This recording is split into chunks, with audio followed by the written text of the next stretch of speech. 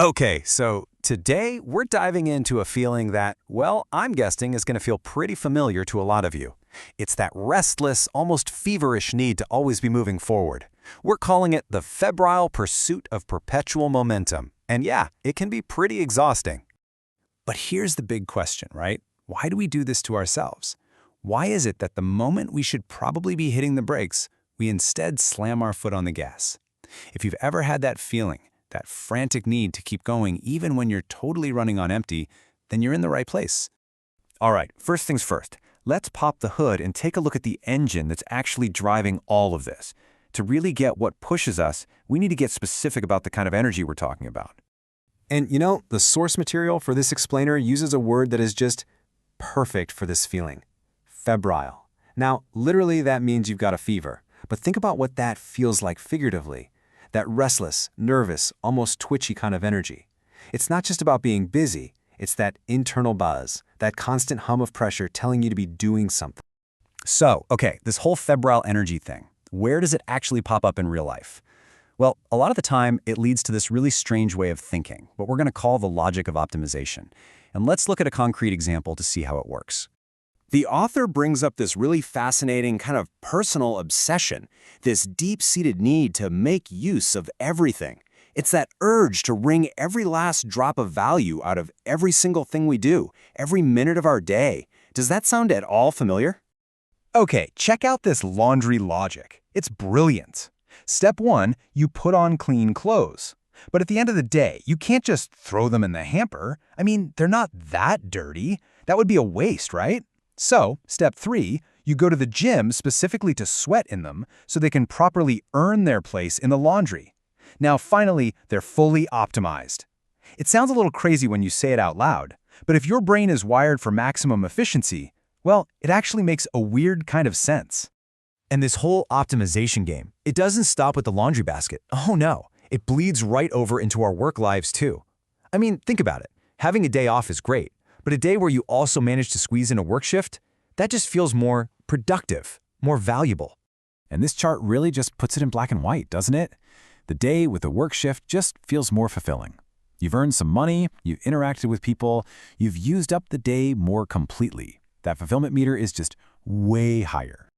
Okay, so we've seen what this looks like in the wild, but the real question is, why? What's really under the surface here? Well, it turns out that the fuel for this whole engine is often just a deep, gnawing fear of falling behind.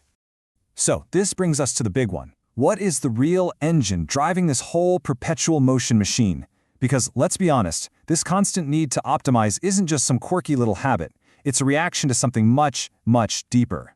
And the source points to this whole cocktail of anxieties. Part of it is super practical, right? We're trying to build financial momentum so we can handle any curveballs life throws our way. But then there's this other, more existential fear, that nagging feeling that you're not getting enough out of life, that you're always playing catch-up with everyone around you.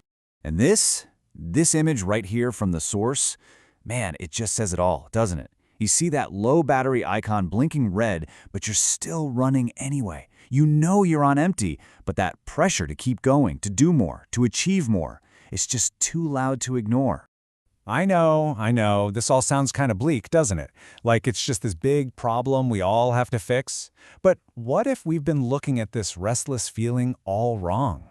This is where things get really interesting. Just sit with that question for a second.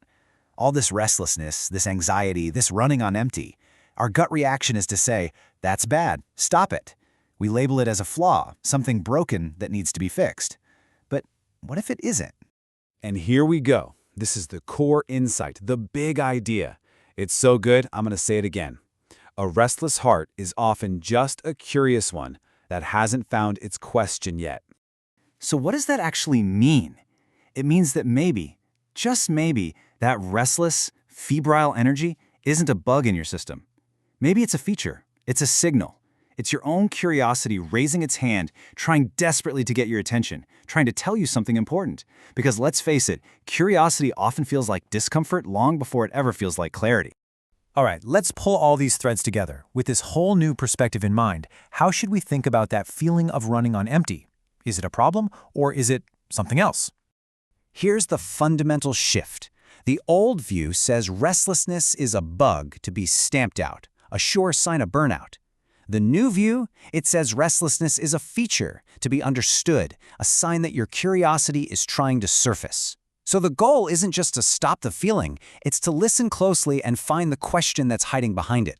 So I'm going to throw this question right back at you. The next time you feel that restless, that febrile energy bubbling up, what's your instinct going to be? Are you going to treat it like a bug that needs fixing, or are you going to treat it like a feature that needs understanding? And that's really the final thought I want to leave you with. Maybe the problem isn't that you're always running. Maybe the real challenge and the real opportunity is to discover what you're running towards. Perhaps the goal isn't to stop running at all, but to finally find your question.